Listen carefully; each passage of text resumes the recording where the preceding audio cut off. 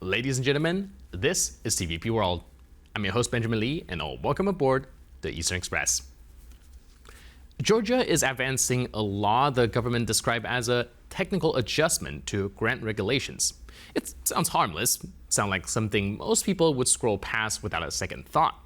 But beneath that language sits a mechanism that fundamentally reshapes how power operates in society. Because the crux of the issue is not the money, it is about who is allowed to analyze the state, who may advise it, and who will be officially branded as an outsider for doing so. This is yet another attempt at Tbilisi taking a peek over the border and ripping off Kremlin tactics. Without further ado, let's take a look at our latest report to find out more.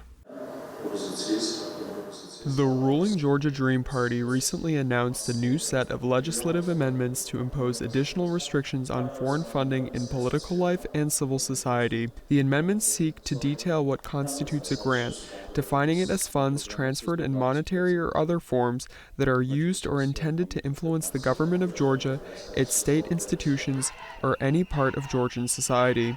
In turn, Georgian governmental approval would be required for foreign organizations seeking to provide grants to their local branches, as well as for any foreign registered entities seeking to provide grants in Georgia.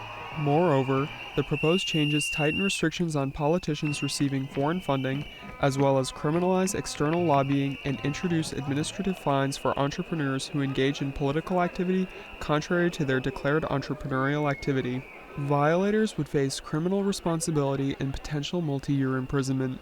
The proposed legislative changes were announced on January 28th. By February 3rd, the Georgian Parliament approved, in its first reading, the amendments to the law on grants and related legislative proposals with 82 votes in favor and 10 votes against.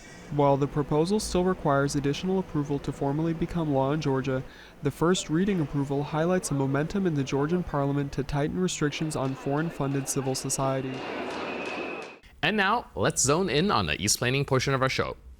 Georgia has had restrictions in place on foreign funding of civil society for some time now. The country has been criticized for its foreign agent law, which requires NGOs receiving a certain amount of funding from abroad to register themselves as pursuing foreign interests. Let's take a closer look at this law that has drawn so much criticism.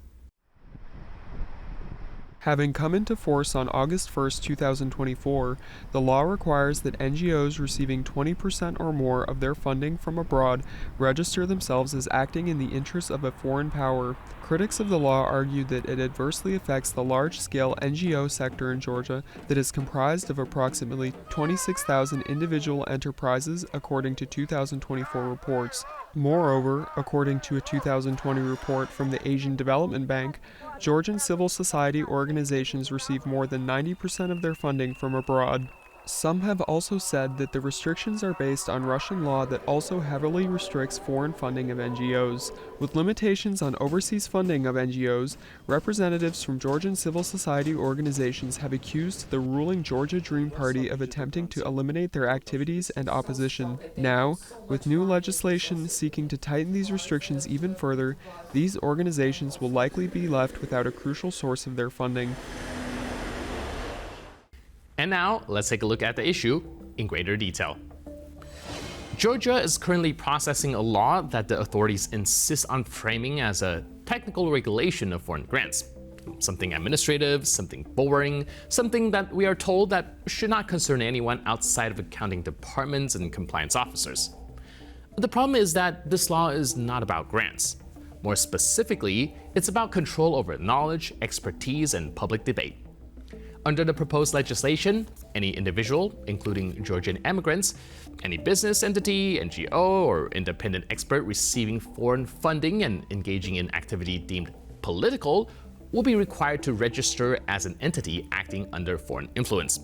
Now, failure to do so would result in sanctions. On paper, this might resemble a transparency mechanism, but is something far more consequential. The key issue lies in how political activity is defined. This is not limited to party politics or electoral campaigning. It explicitly includes expert work, policy analysis, advisory services, and analytical assessments related to Georgian public policy. Even risk analysis or feedback provided to international partners fall within this category. In other words, if you analyze the Georgian state and someone abroad pays you for that analysis, the state reserves the right to label you. This represents a fundamental shift in how expertise is treated in public life. Expertise is no longer valued for its substance, but scrutinized for its origin. And the state positions itself as the sole arbiter of what constitutes legitimate participation in political discourse. And this leads to the broader context that cannot be ignored. This law does not exist in isolation. It fits into a very specific regulatory model, one that is familiar to anyone who has observed Russia over the past decade.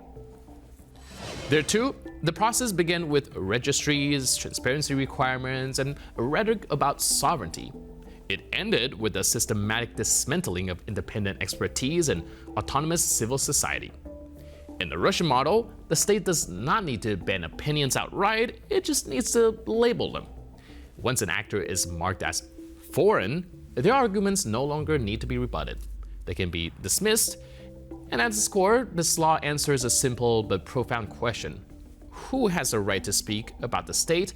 Who may analyze it, advise it, criticize it, and under what conditions? If adopted, the law will not instantly transform Georgia into Russia, but it will move the country decisively closer to a system where control of narrative outweighs quality of decision-making. And now, here to shed more light on the issue is Grigol Yulhidze, Strategic Advisor of Solidarity Advisory. Hello and welcome to Eastern Express. Hello, thanks for having me. So today we're taking a look at this new law the government is describing as a technical adjustment that's supposed to shift the grand structure a little bit. And it has raised a lot of issues and eyebrows within the Georgian society, but from the outside looking in, it's perhaps a little bit hard to grasp why such a reaction. Can you help us break it down what we're looking at? Well, first of all, it is important to clarify that we're discussing a draft amendment, not a finalized law. At this stage, interpretations remain provisional and much will depend on secondary legislation and enforcement practice. Formally, the declared objective of the amendment is to increase transparency and state oversight over financial flows coming from foreign sources, particularly in the context of grants and assistance programs and cooperation with international partners. Such objectives are not unusual in themselves. Many states regulate foreign funding, especially in sensitive political and security environments. The core issue here, however, is not the legitimacy of regulation as such, but the extraordinary scope and vagueness of the mechanisms proposed. The central problem of the current draft is not its existence, but the extreme lack of legal precision. Key concepts such as foreign entity, cooperation, indirect benefit, or activity with foreign support are either undefined or formulated so broadly that they potentially encompass almost any form of professional or intellectual interaction. Under such wording, even a physical person receiving funds from another physical person abroad, regardless of purpose, context, or scale, may fall within regulatory oversight. Registration requirements or approval procedures. In practical terms, these risks transforming ordinary professional life, such consulting, teaching, research, expert commentary, or analytical work into a regulated activity requiring prior authorization. Equally concerning is the treatment of non-material benefits and cooperation. The draft allows for interpretations under which the sharing of expertise, analysis, or professional knowledge, even without direct financial transfer, could be scrutinized if authorities determine that such activity indirectly benefits the foreign entity. And in the absence of objective criteria, this introduced the possibility that interpretation becomes politically or administratively motivated rather than legally grounded. Right, like I mentioned, the picture is clearer now that it's the vagueness and how much it's up to interpretation that is going to define whether or not this will be used more as a political tool than a tool for transparency.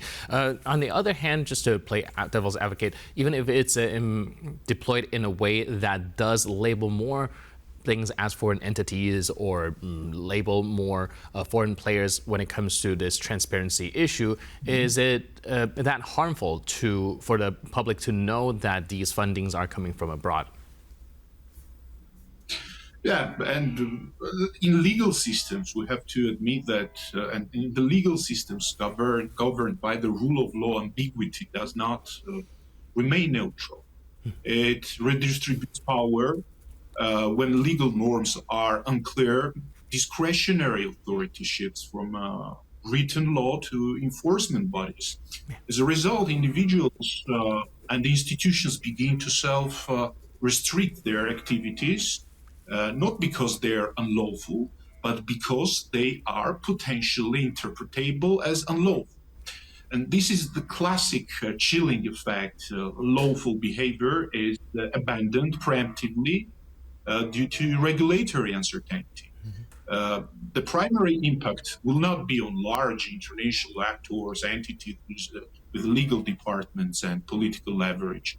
It will fall on mid-level professionals, academics, analysts, consultants, journalists, civil society experts, and project-based specialists whose work depends on cross-border cooperation, but who lack institutional protection. And these are precisely the actors who contribute expertise, innovation, and international connectivity. According to the draft, potential sanctions range from administrative fines to more serious legal consequences.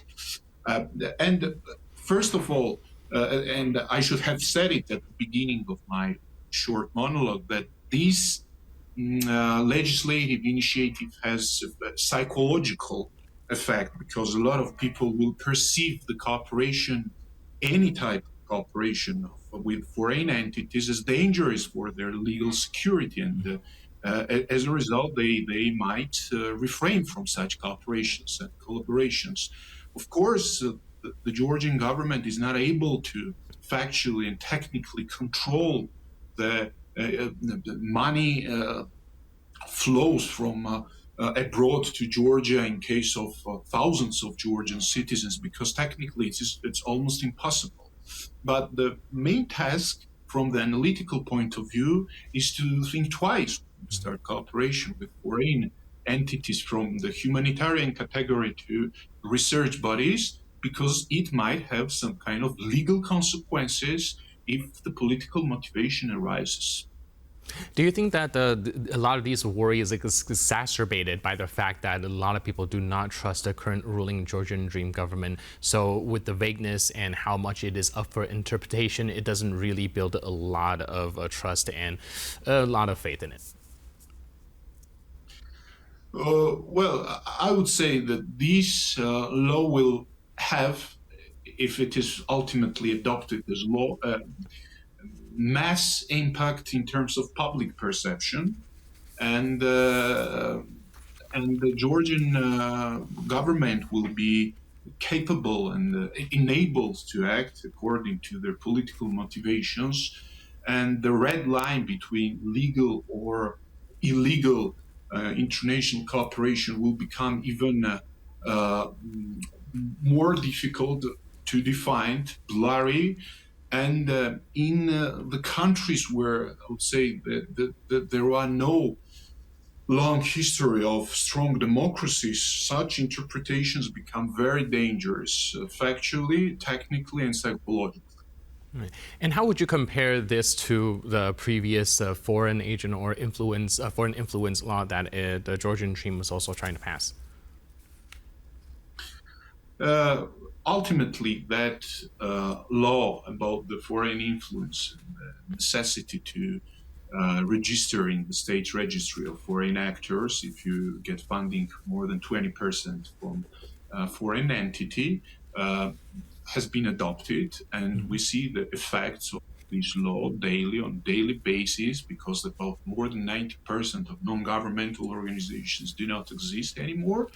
And from this point of view, the Georgian Dream is able to control the total narrative and, let's say, a innovative version of civil society life.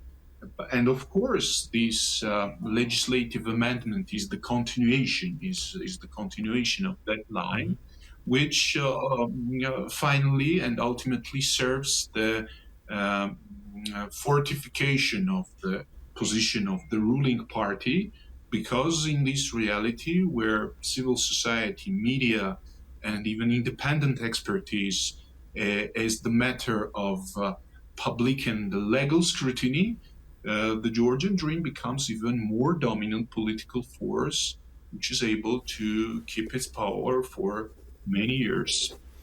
All right, and back then, we remember discussing the foreign agent or foreign influence law, and a lot of experts saying that this also might be a slippery slope that eventually sees Georgian Dream Party or the ruling government consolidate even more power. Do you think that this amendment is a proof of that happening? Yes, I think so. The Georgian Dream is, let's say, becoming more and more dominant, as I have mentioned, and is in a quite comfortable situation, while the international radars are far from the southern Caucasus region and far from Georgia, while the opposition is very weak and divided. And in this scenario and in this reality, the ruling team has a luxury tactics that allows it to do according to a very selfish political interest without any further consequences. And of course, we have to understand the general context, political context of Georgia, in which the population is demoralized due to the interminable dominance of the Georgian Dream, the lack of political forces that would be able to change the reality, and also, I would say, decreasing interest from international partners towards Georgia. And the combination of these facts create a very fruitful soil for the Georgian Dream to adopt even stricter legislative initiatives. So we're continuing to observe a democratic backsliding in the country as a result. Thank you so much for your input and insight. I really appreciate it. And thanks for being with us on East Express. Thank you. And now we're moving on to the Eastern News Flash, a series of all the other stories from the East that you don't want to miss. Newly released documents from the U.S. Department of Justice detail extensive contacts between Jeffrey Epstein and individuals, institutions, and financial networks with links to Russia, raising questions among European and U.S. officials about a potential intelligence overlap. The U.S. Department of Justice published roughly 3 million pages on January 30th, 2026. Vladimir Putin's name appears more than 1,000 times, while references to Russia appear nearly 5,900 times. Among the materials is a 2017 FBI report marked Secret, describing Epstein as President Vladimir Putin's wealth manager, a claim that has not been substantiated publicly. Polish Prime Minister Donald Tusk announced a formal investigation on February 3rd, citing concerns that Russian intelligence services may have played a coordinating role. The documents also allegedly show Epstein's communications with senior European officials who acted as intermediaries with the Kremlin, including messages referencing contracts with Russian diplomats and officials close to Putin. Central Asia's water shortage is approaching crisis levels, according to a new report by the Washington-based New Alliance Institute for Strategy and Policy. Ineffective water governance, not climate alone, is driving the region towards potential social and economic instability. The report argues that while drought and glacier melt contribute to declining water availability, the primary cause of the deficit is widespread wastage rooted in outdated infrastructure and poor management. Much of the region still relies on Soviet-era irrigation systems, including unlined canals and deteriorating concrete channels, which leak vast amounts of water before it even reaches farms or cities. Some estimates cited in the report suggest that up to 40% of Central Asia's water is lost through inefficiency. Russia is signaling a stronger energy pivot towards China as uncertainty grows over Indian purchases of Russian crude. This comes days after US President Donald Trump said India, the largest buyer of Russia's seaborne oil, would halt imports in exchange for tariff relief on Indian goods.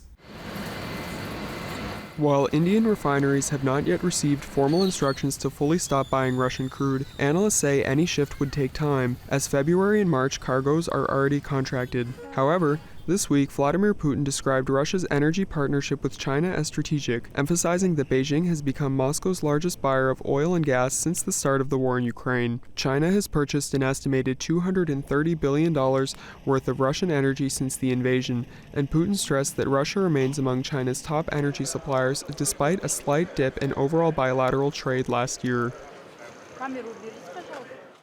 And that's all on this episode of Eastern Express. But for more news, update, and commentary, please stay tuned to TVP World.